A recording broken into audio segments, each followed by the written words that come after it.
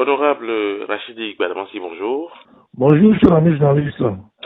Quelle appréciation faites-vous à l'issue des échanges entre la délégation nigérienne et le président Patrice Talon? Bon, vous savez, l'impossible n'est pas nigérien, l'impossible n'est pas béninois, l'impossible n'est pas africain. Je pense en toute humilité, et je pense humblement que l'épisode plutôt pacifique dans le long feuilleton du malaise diplomatique entre le Bénin et le Niger est la preuve de la vertu du dialogue.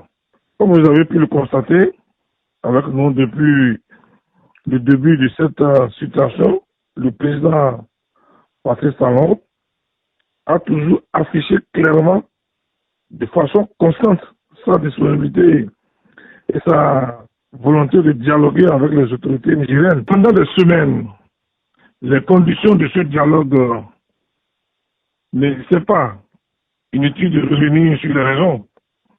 Ce qui est important, c'est que ce dialogue entre les dirigeants des deux pays, étant souhaité, étant attendu par les peuples béninois et nigériens, est toujours une réalité parce que les conditions qui faisaient défaut ont été créées.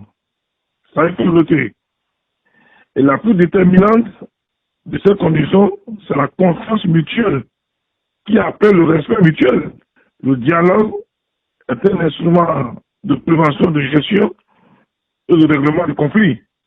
Le dialogue est en amont et en aval. C'est pour cette raison que je profite de vos antennes pour remercier et féliciter leur excellence, le président Abdourahmane Tiani du Niger et Patrice Talon du Bénin.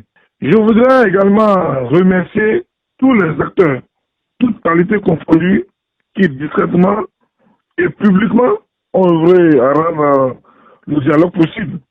Ceci m'amène à dire avec force et conviction, une fois encore, nous venons de nous rendre compte que quel que soit le pays, les anciens chefs d'État doivent faire l'effort de se surpasser pour rester au-dessus de la mêlée et des querelles politiques internes de leur pays.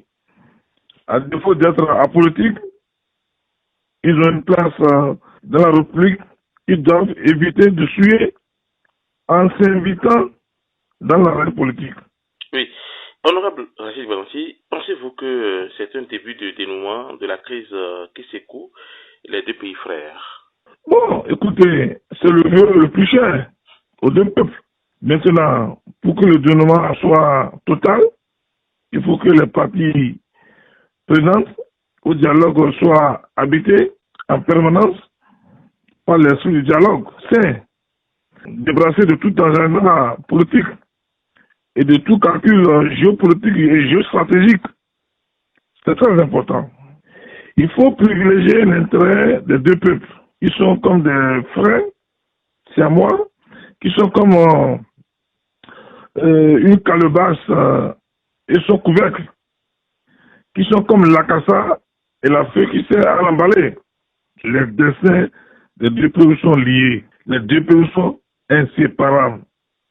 Des Nigériennes ont pour conjoint des Béninois et des Béninoises ont épousé des Nigériens. Les Béninois vivent par millions au Niger et des Nigériens sont installés par centaines de milliers au Bénin, notamment des Armas ici à Parakou et dans d'autres contrées du nord, Bénin, et des Haoussa nigériens basés dans la partie méridionale du Bénin.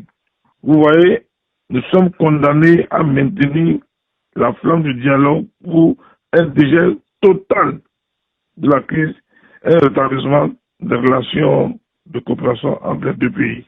Oui, et quelles sont maintenant vos attentes au thème de cette rencontre? J'ai deux attentes essentielles, monsieur le journaliste.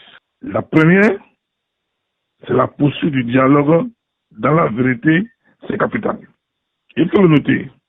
Ma deuxième attente, c'est de voir les acteurs qui sont impliqués dans le dialogue, surtout ceux du côté béninois, de s'abstenir de toute récupération politique et de toute action tendant à tirer quelque gloire, que ce soit du rôle qu'ils auraient pu jouer, car C'est à Dieu qu'appartient la gloire.